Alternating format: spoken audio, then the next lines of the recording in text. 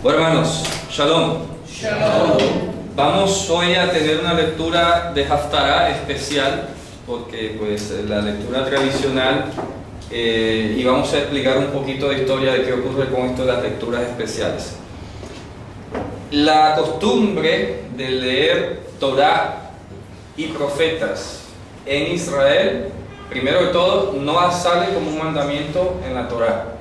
No sale en la Torah, en el Pentateuco no hay una sola orden que diga que se estudie el Pentateuco cada Shabbat. Ni en la época de los profetas se atestigua de que existiera esa práctica. De hecho, como decía el Javier ahora, no había el concepto de sinagoga antes. No había, porque estaba en el templo. Entonces hay que ir entendiendo que ya cuando se regresa a Babilonia y listo, regresa Esdras, Nehemías, todo lo demás, según se dice, ahí empezó una costumbre de hacer la lectura pública de la Torah, que de hecho Pablo habla de eso en la carta a los Romanos cuando dice de ellos son la promulgación de la Torah. La promulgación de la Torah era la lectura pública de la Torah, que antes no existía. Ya cuando se regresa a Babilonia se empieza a implementar esa práctica de leer la Torah. Fíjense que Esdras la lee públicamente y puso unos traductores a sus lados para que ellos le explicaran al pueblo que venía de Babilonia, que no hablaba hebreo bíblico, pues que entendiera el mensaje de la Torah. Y ese es lo que se considera el origen del Targum, que más adelante se pondría por escrito. Bien, ahí empieza la costumbre. Ese es como el rasgo bíblico no proveniente de parte de Dios, pero empieza como una costumbre. La lectura pública de la Torah, Kriyat Torah, empezó la promulgación de la ley. ¿Eso es propio de quién? Del pueblo judío, del pueblo de Judá y Benjamín que regresa a la cautividad. Eso se llama así, entonces se llama Kriyat Torah, la promulgación de la ley. Kriyat Torah. Y por eso en Israel hasta el día de hoy se lee la Torah en público. Tú vas al muro de los lamentos y ahí hay gente que saca el rollo y la lee en público porque eso era así. Luego, ¿dónde nos encontramos con esta costumbre que fue atacada? En la era de los Hasmoneos, la era de Seleucida, que ya la hemos estudiado bastante y hace falta todavía otro poquito más. Pero ya cuando viene Antíoco Epífanes IV, que quiere erradicar lo que debemos llamar la forma de vida judía de Israel, atacó la Kriyat Torah, atacó la lectura de la Torah, prohibió la lectura de la Torah en público. Cuando ya los macabeos expulsan a los griegos seleucidas, sabemos que se radicalizan ciertas visiones de Estado versus otras, y es cuando empiezan a surgir los partidos religiosos en Israel que encontramos en el Evangelio. Entonces encontramos saduceos, fariseos, esenios, celotas, luego más adelante herodianos, porque antes no existía eso. Antes todos eran judíos, todos eran hebreos, todos iban a estudiar la Torah. Y había una tradición circulando que era compartida por todos. Eso es lo que se llama la tradición oral de Israel. ¿Listo? Eso funciona así.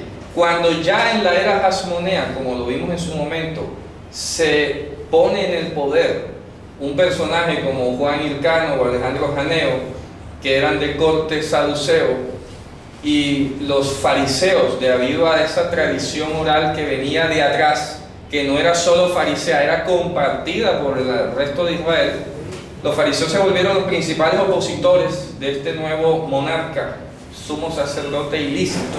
¿Cómo se llamaba? Juan Hircano y Alejandro Janeo. Entonces, los fariseos, que estamos hablando, repito, de 165 años antes de Cristo, pongámosle 100 años antes de Cristo, cuando surge como reacción el concepto de sinagoga. ¿Ok? La sinagoga es un producto inicialmente fariseo. Eso hay que decirlo. Pablo dijo a todo orgullo, yo soy fariseo. Lo que pasa es que el castellano es como es. Y aquí lo hemos escuchado que fariseo se ha vuelto sinónimo de hipócrita. Ah, fariseo. A ver. Eso es lo que pasa con el castellano. Entonces toca aprender a decirlo en hebreo como para disociar las ideas. Cuando hablamos de la palabra perushi en hebreo, que es de donde viene, o es la etimología de fariseo, Perushi quiere decir aquel que se ha apartado. Ya, no, eso no es tan relevante. Vamos a ver si lo encendemos bien. Entonces, estamos diciendo que la palabra Perushi en hebreo, repito, significa el que se aparta, el que está separado, pero ya se imaginarán por qué o separado de qué. Hombre, que no van de acuerdo a lo que se había dicho o hecho en ese momento histórico. ¿Cuándo salió el término Perushi? ¿Cuándo salió?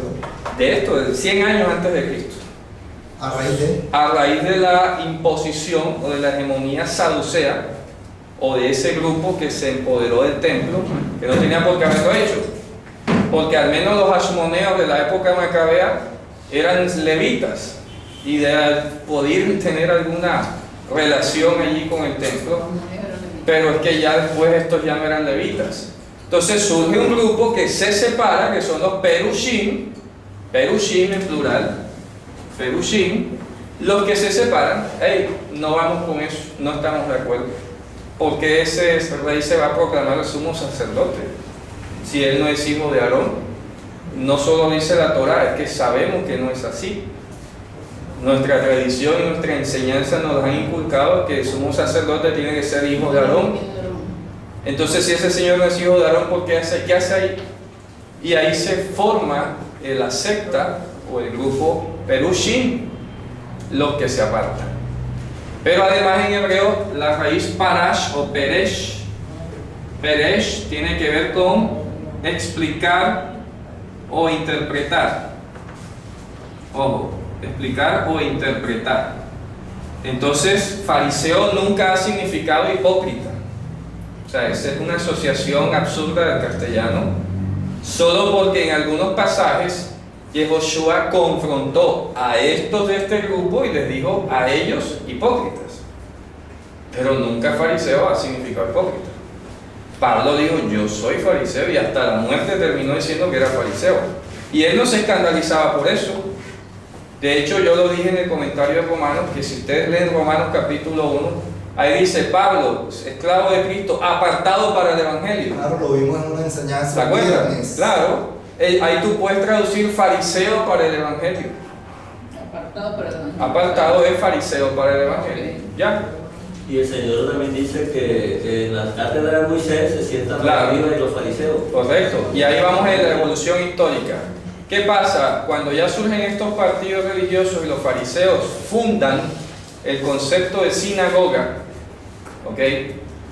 Vemos que la sinagoga es un punto de congregación de protesta contra el templo de Jerusalén, o una situación paralela, una estrategia farisea para efectivamente congregar un pueblo y renovar las ideas de la Torá, las bíblicas, y pues también meter otras cosas que no eran tan bíblicas.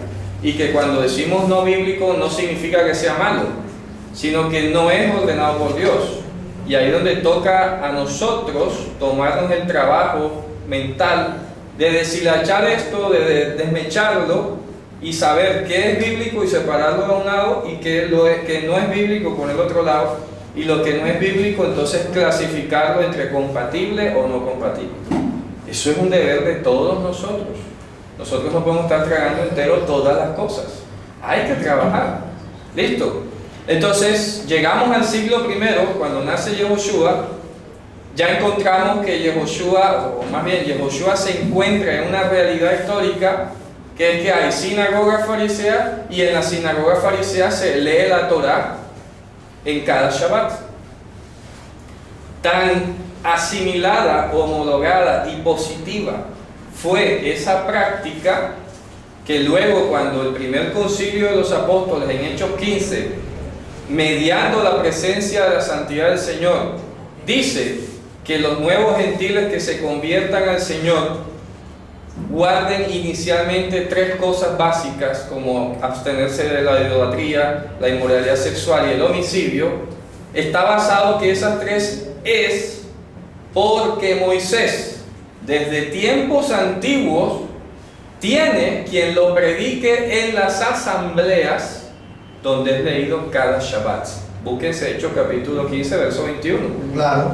Ahí está. Entonces ya con ese verso queda demostrado por más